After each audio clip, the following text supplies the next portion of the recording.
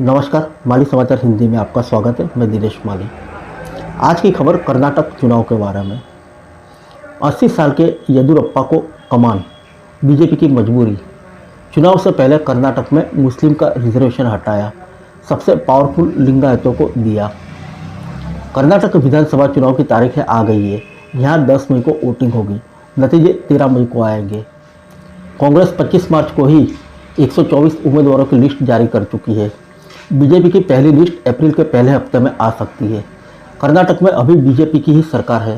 Party ने चुनाव की जिम्मेदारी 80 साल के बीएस येदियुरप्पा को सौंपी है, क्योंकि ऐसा करना बीजेपी की मजबूरी है।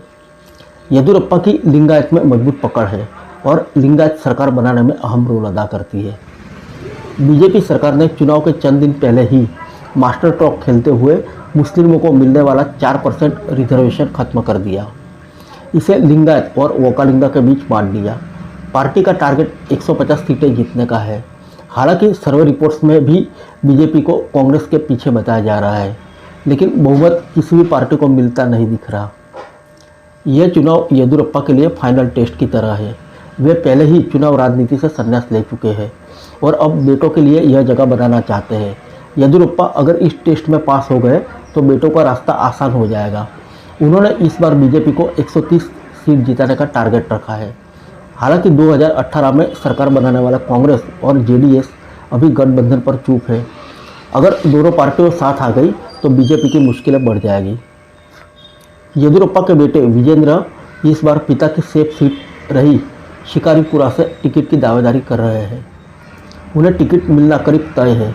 पिछली बार भी रेस में थे, लेकिन बताया जाता है कि बीजेपी के एक राष्ट्रीय सचिव के ऑब्जेक्शन की वजह से टिकट पक्का नहीं हो पाया था। कर्नाटक की सियासत 3 कम्युनिटी के इर्द गिर्द घूमती है, लिंगायत, ओकालिंगा और कुर्बा। येदियुरप्पा लिंगायत कम्युनिटी के सबसे बड़े नेता है। कर्नाटक में इस कम्युनिटी की पॉपुलेशन करीब 17% है। यह कम्युनिटी बीजेपी के सपोर्टर मानी जाती है और इसे बीजेपी से जोड़ने का काम येदियुरप्पा ने ही किया था। पहले लिंगायत कांग्रेस के साथ थे। यह कम्युनिटी कर्नाटक विधानसभा की 224 में से 90 से 100 सीटों पर असर डालती है। राज्य में छोटे बड़े 500 से ज़्यादा लिंगायत मठ है। चुनाव के पहले हर पार्टी के नेताओं का इन मठ में आना जाना शुरू हो जाता है। बड़े मठों पर येदियुरप्पा की स्वीकार्यता एक जैसी है। साल 2021 में जब उन्हें सीएम पद से हटाया गया, तब उनके समर्थक ज़्यादातर मठ के लामबंद हो गए थे। बाद में उन्होंने समर्थकों को समझाकर शांत कराया था। बता दें कि येदियुरप्पा ने इन मठों की बहुत मदद की है। उनके बेटे विजेंद्र की भी मठों में अच्छी पकड़ है। कहा जाता है कि येदियुरप्पा जी जो भी वादा करते उसे पूरा भी करते हैं, इसलिए मठ उनके साथ जुड़े हैं। अभी कर्नाटक की बड़ी कम्युनिटी कुर्बा, वाल्मीकि, वोकालिंगा, पंचमशाली अपने रिजर्वेशन के लिए लड़ रही है। यह लड़ाई मठों के जरिए ही हो रही है। सेंट्रल कर्नाटक और कित्तूर कर्नाटक में लिंगायतों का दबदबा रहता है। सेंट्रल कर्नाटक की सीटों पर लिंगायत समुदाय का निर्णायक भूमिका रहता है। येदियुरप्पा सेंट्रल कर्नाटक के शिवमोगा से ही आते हैं। इस वजह से बीजेपी का शिवमोगा और चिकमंगलूर जिले में दबदबा है। महाराष्ट्र की सीमा से लगा कित्तूर कर्नाटक रीजन भी लिंगायत समुदाय के दबदबे वाला है। 2018 के चुनाव में सेंट्रल कर्नाटक में कांग्रेस ने 5 और बीजेपी ने 21 सीटें पर जीत दर्ज की थी। वहीं कित्तूर कर्नाटक में कांग्रेस ने 16, बीजेपी ने 26 और जेडीएस ने 2 सीटें जीती थी। ओल्ड मैसूर या साउथ कर्नाटक में वोकालिंगा समुदाय का वर्चस्व है, जिसकी राज्य की आबादी में 15% हिस्सेदारी है। यह आबादी मांड्या, हासूर, मैसूर, तुमकुर, कोलार और चिक्करबल्लापुर जिलों में है। मांड्या में 50% से ज़्यादा ओकालिंगा है। ओल्ड मैसूर सबसे बड़ा रीजन है, लेकिन वही पार्टी की हालत बहुत ख़राब है, इसलिए इस बार यहाँ सबसे ज़्यादा ताकत लगाने की ज़रूरत है। दक्षिण कर्नाटक जनता दल का सेक्युलर गढ़ भी रहा है। पूर्व प्रधानमंत्री देवेगौड़ा और कांग्रेस के सीनियर लीडर सिद्धरमैया का यहाँ काफ़ी प्रभाव है। 2018 के विधानसभा चुनाव में कांग्रेस ने यहाँ से 20 और जेडीएस ने 30 सीटें जीती थी। बीजेपी को सिर्फ 15 सीटें मिली थी। कर्नाटक सरकार ने 24 मार्च को आरक्षण पर 2 बड़े फैसले किए। पहले फैसले के तहत सरकार ने ओबीसी मुसलमानों के लिए 4% कोटा खत्म कर दिया। दूसरा फैसला यह है कि इस 4% कोटे को ओकालिंगा और लिंगायत समुदाय में बांट दिया गया। इस फैसले के बाद ओकालिंगा के लिए कोटा 4% से बढ़कर 6% कर दिया गया। पंचमसालिया, वीरशैव और अन्य लिंगायत श्रेणियों के लिए कोटा 5% से बढ़कर 7% हो गया। वहीं मुस्लिम समुदाय को अब EWS कोटे के तहत आरक्षण मिलेगा। कर्नाटक में चुनाव से पहले ही टीपू सुल्तान के नाम पर फिर विवाद हो रहा है। बीजेपी का दावा है कि टीपू को ब्रिटिश और मराठा सेनाओं ने नहीं बल्कि 2 ओकालिंगा नेताओं ने मारा था। दरअसल पुराने मैसूर के कुछ हिस्सों में अब भी यह दावा किया जाता है कि 2 ओकालिंगा प्रमुखों उरी गौड़ा और नाजे गौड़ा ने टीपू सुल्तान की हत्या की थी। पहली बार यह दावा मैसूर में हुए एक नाटक में किया गया था। राइटर और डायरेक्टर अडांजा सी करियप्पा ने इस नाटक टीपू निंजू कुसनुगुलू यानी रियल ड्रीम्स ऑफ टीपू को लिखा है। इतिहासकार इस दावे पर आपत्ति जताते हैं, लेकिन बीजेपी के कई नेताओं ने इस दावे को सही ठहराया है। इन लोगों में ओकालिंगा के नेताओं और पार्टियों के राष्ट्रीय महासचिव CT रवि और मंत्री अश्वत्थ नारायण और गोपालಯ್या शामिल हैं।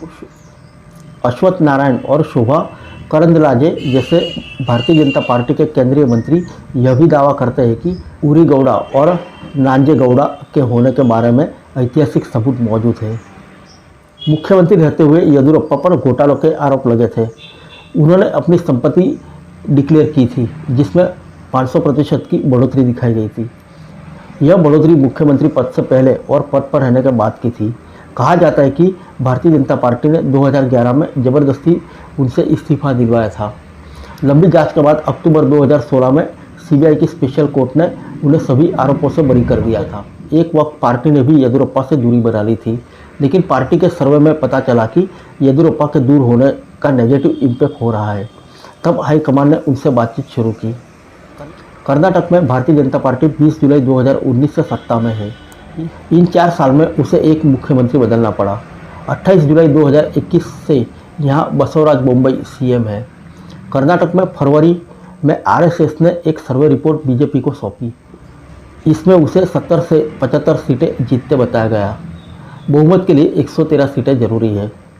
सूत्र बताते हैं कि मंत्रियों और विधायकों पर करप्शन के आरोप लगने से बीजेपी हाईकमान मुख्यमंत्री बसवराज बोम्मई से नाराज है। बीजेपी के एक सीनियर लीडर ने नाम न जाहिर करने की शर्त पर बताया कि राज्य के गृह मंत्री अमित शाह, कर्नाटक सरकार और संगठन ने अपना अलग अलग सर्वे करवाया है। ये सभी रिपोर्ट्स प्रधानमंत्री मोदी के ऑफिस में पहुंच चुकी है। यह साफ है कि प्रधानमंत्री और गृह मंत्री दोनों ही मुख्यमंत्री बसवराज बोम्मई के कामकाज से खुश नहीं है। कर्नाटक में सरकार एक भी बड़ा काम पूरा नहीं कर पाई है। आइए जानते हैं कर्नाटक रीजन के बारे में। 6 रीजन में बटा है कर्नाटक। बेंगलुरु अर्बन और ओल्ड मैसूर में बीजेपी कमज़ोर। मोटे तौर पर कर्नाटक को 6 रीजन में बांटा जाता है। इनमें Bengaluru urban, old Mysore, Kittur Karnataka, coastal Karnataka, Hyderabad Karnataka और सेंट्रल कर्नाटक शामिल है। बेंगलुरु की अर्बन की 28 सीटों में से बीजेपी को 2018 में सिर्फ 11 सीटें मिल पाई थी। इसी तरह ओल्ड मैसूर की 66 सीटों में से सिर्फ 15 सीटों पर जीत मिली थी। मुंबई कर्नाटक रीजन की 44 में से 26 सीटों बीजेपी के पास है। कोस्टल कर्नाटक में 19 में से 16 सीटें बीजेपी ने जीती है, क्योंकि यहाँ हिंदुत्व का एजेंडा मजबूत है। हैदराबाद कर्नाटक रीजन की 40 में से 15 सीटें और सेंट्रल कर्नाटक की 27 में से 21 सीटें पार्टी ने जीती है। ओल्ड मैसूर सबसे बड़ा रीजन है, लेकिन वहाँ पार्टी की हालत बहुत ख़राब है, इसलिए इस पर सबसे ज़्यादा ताकत लगाने की तैयारी भारतीय जनता पार्टी कर रही है। ओल्ड मैसूर या साउथ कर्नाटक में ओकालिंगा समुदाय का वर्चस्व है, जिसकी राज्य की आबादी में 15% हिस्सेदारी है। ये आबादी मांड्या, हासन, मैसूर, तुमकुर, कोलार और चिक्कावलमपुर जिले में असर रखती है। मांड्या में 50% से ज़्यादा ओकालिंगा है।